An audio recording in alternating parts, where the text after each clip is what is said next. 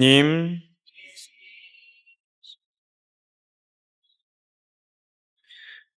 여러분 9월 달은 무슨 성월입니까?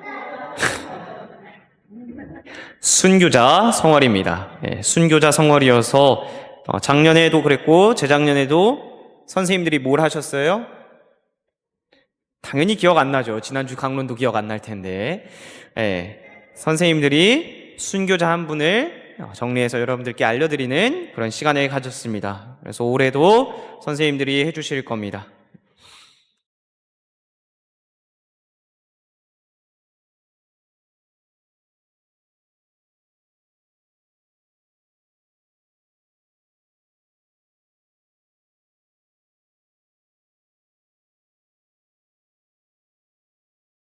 전미 예수님, 초등부 6학년 담임을 맡고 있는 김영윤 안토니오입니다. 순교자 성월을 맞이하여 제가 소개해드릴 성인은 성 안토니오 다빌리입니다. 성 안토니오 다빌리는 프랑스에서 태어나 사제로 서품되었습니다.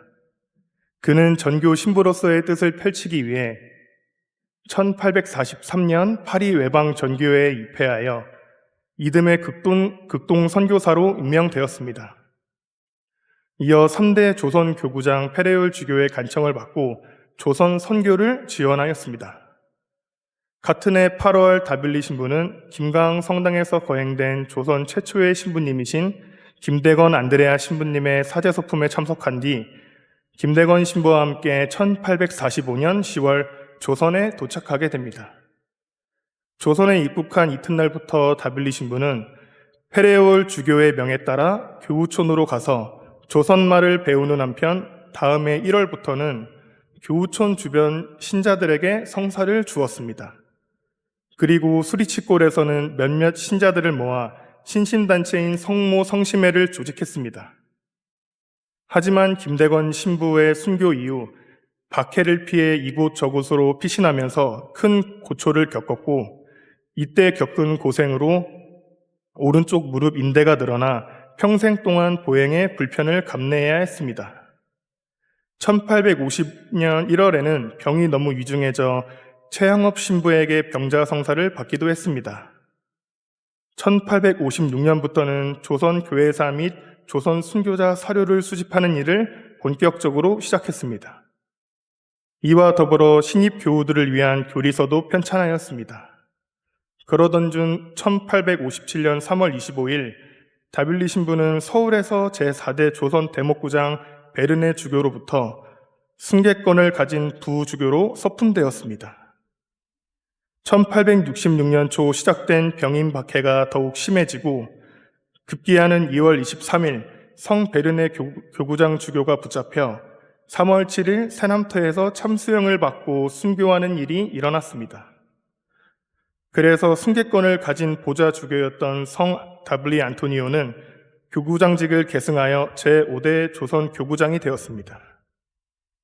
하지만 그의 교구장 재임 기간은 겨우 23일에 불과했습니다. 성 베르네 주교가 순교하고 4일 뒤인 3월 11일 그는 거더리에서 체포되었고 이튿날 당시 조선에서 전교 활동 중이던 성 유행 신부와 성 오메트르 신부가 신자들을 보호하기 위해 자수하여 그들과 함께 서울로 압송되었습니다. 서울 의금부에 갇힌 성 다빌리 안토니오 주교는 신문과 심한 고문에도 굴하지 않고 오히려 천주교에 대한 훌륭한 호교론을 펼치기도 했습니다.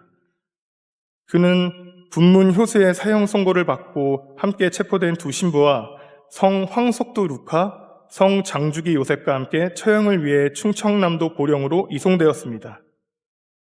그들은 죄수복을 입고 고문으로 상한 다리를 끌면서 죽음의 행진을 하던 도중 처형 예정 날짜인 3월 30일 그해 주님 순환 성 금요일에서 처형일이 다소 연기될 기미가 있음을 알고 주님께서 십자가 위에서 돌아가신 성 금요일에 죽게 해달라고 간곡히 부탁하였습니다.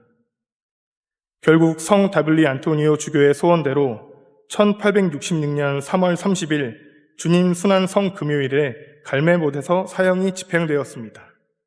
당시 그의 나이는 48세였습니다.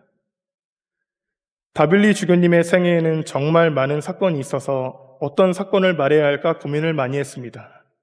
프랑스에서 태어나고 서품을 받으시어 이역만리 조선에서 21년간 사목하시고 순교하셨습니다. 다빌리 주교님에 관하여 조사하면서 알게 된 주교님의 좌우명이 생각납니다. 예수님을 가진 자가 모든 것을 가진 자이다. 조선 선교사로 살았던 21년은 상상해서조차 그려본 적 없는 고난의 세월이었을 것입니다. 낯설고 열악한 조선에서 피로와 허기를 견딜 수 있었던 것은 모든 것을 버린 대신 예수님을 가졌기 때문일 것입니다. 현대를 사는 우리는 조선시대와 같이 신앙을 위해 목숨을 내놓거나 하는 등의 박해를 받지 않습니다. 하지만 물질적 풍요로움이라는 유혹이 신앙을 갉아먹고 이로 인해 많은 사람이 신앙을 저버리고는 합니다. 우린 하느님께 대한 진실한 믿음과 올바른 성모 신심을 가져야 할 때가 아닌가 싶습니다. 또한 순교자들이 피와 땀으로 지켜온 이 신앙을 소중하게 또 올바르게 지켜나가야 한다고 생각합니다. 마지막으로 순교자 성호를 보내며 교우분들의 신앙에 하느님과 함께하는 기쁨과 행복이 가득하길 기도드립니다. 감사합니다.